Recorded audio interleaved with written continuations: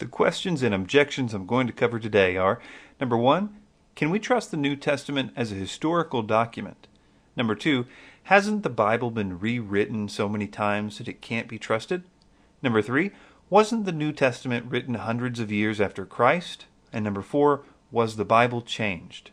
So let's start with the first one.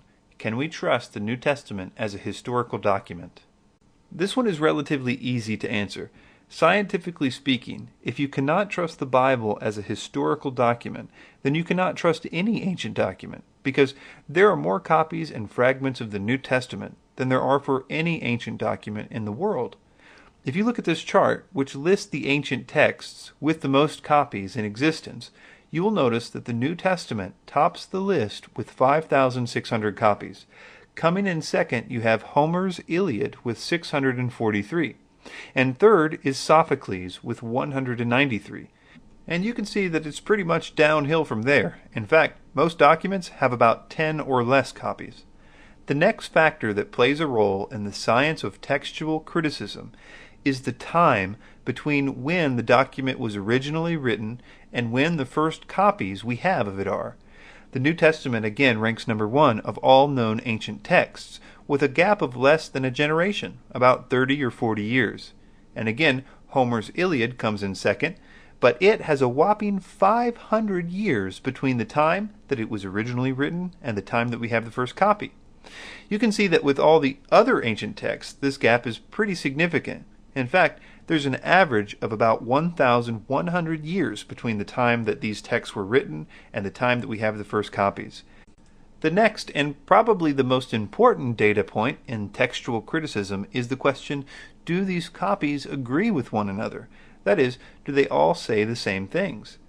And you can again see on this graph that the Bible comes in number one at 99.5% agreement between these texts. And as a side note, the other half of 1% is simple spelling errors and other minor things that don't even affect any part of the narrative. For example, instead of saying Jesus, a variation might say Jesus Christ. To put this in perspective, let's say you have 5 handwritten letters, and they all agree with one another. That would not be too amazing. But the more copies of that letter that there are in existence, the more impressive it is that they do not differ from one another. Now, when you consider that the New Testament has 5,600 copies in existence, the most of any ancient document in the entire world, the fact that all of them agree with such precision is more than impressive. It's totally amazing.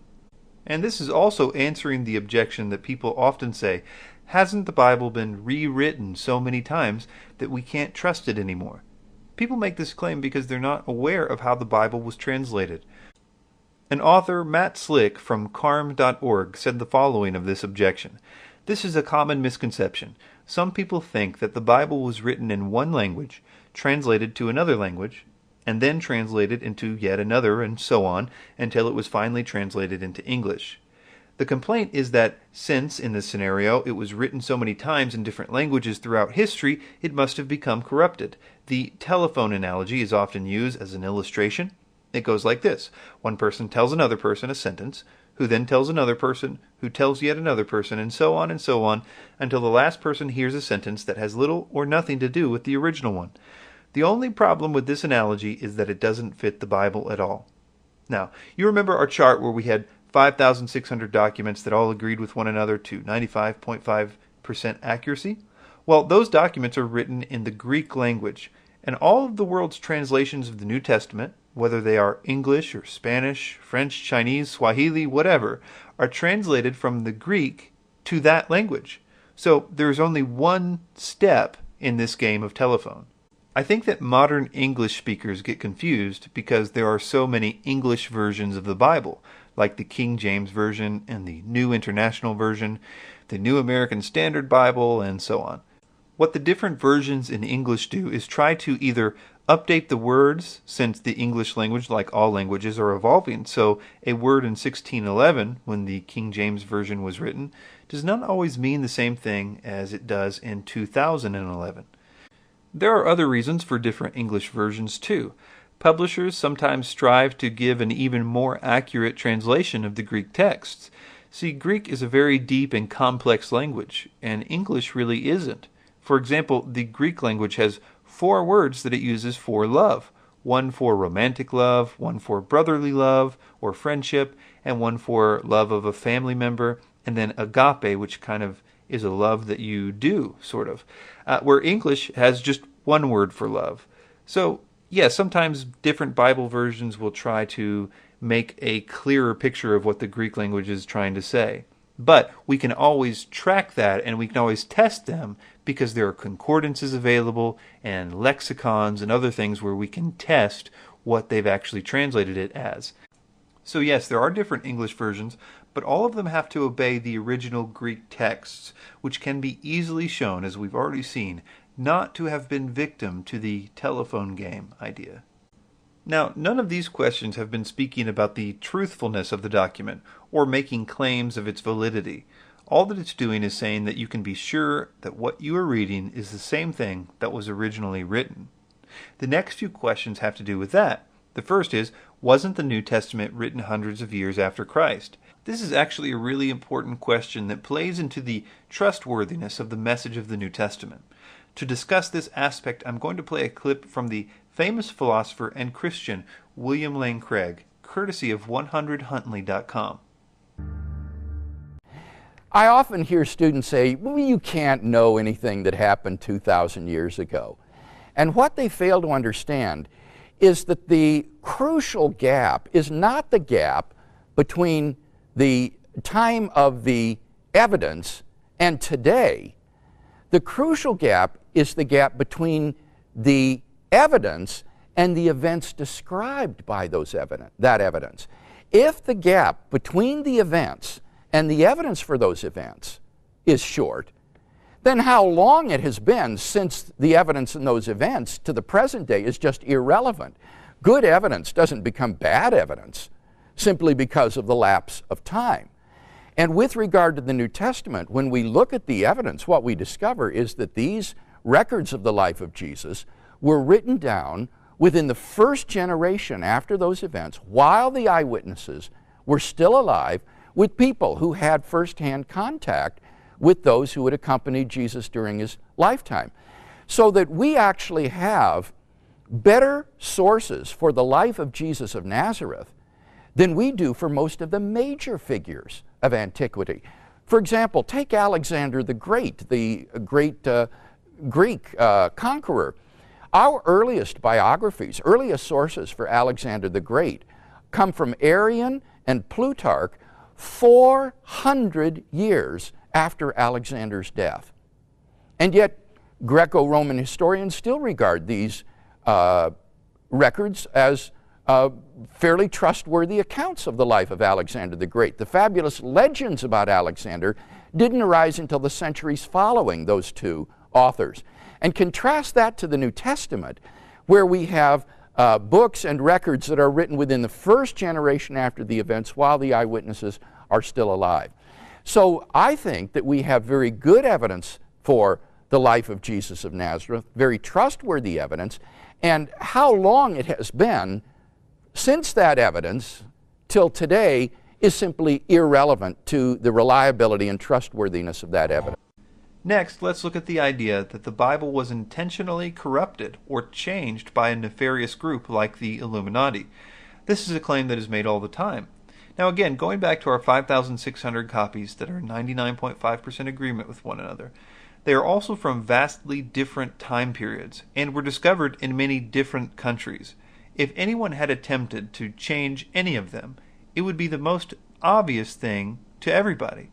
All you would have to do to prove the idea that the Bible had been changed is to, say, find one copy that said one thing at an earlier time period, and then find ones from a later time period that said a different thing.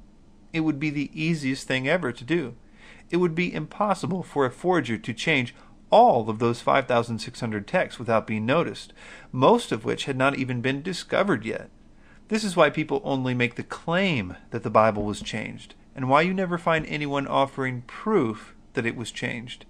There are lots of scholars that study these ancient texts of the Bible, even scholars that very much dislike the Bible for personal reasons. Yet you do not find that these scholars that know these things that I've been explaining today make these claims that the Bible has been changed over the years. They know far better than to claim that. The final thing we will cover is the Gnostic Gospels. This objection has become popular lately with movies and books like the Da Vinci Code. The Gnostic Gospels are writings by the Gnostics that claim to be written by apostles like Peter or Thomas or Judas.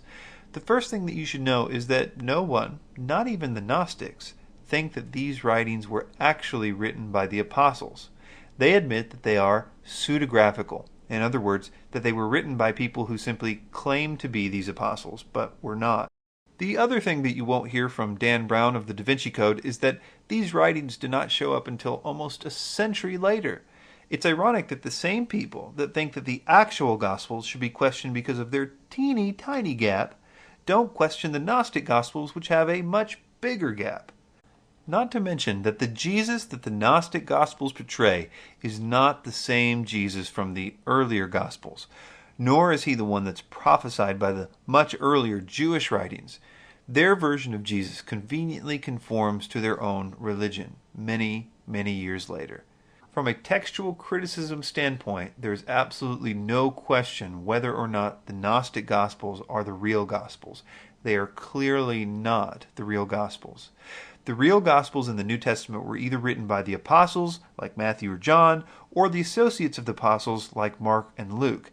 The Gospel of Thomas, however, is a 2nd century work that was written well after the time of the apostles. So let's recap. Number 1, can we trust the New Testament as a historical document? Yes, it is literally unmatched in the ancient world for its pristine accuracy. Number 2, hasn't the Bible been rewritten so many times that it can't be trusted?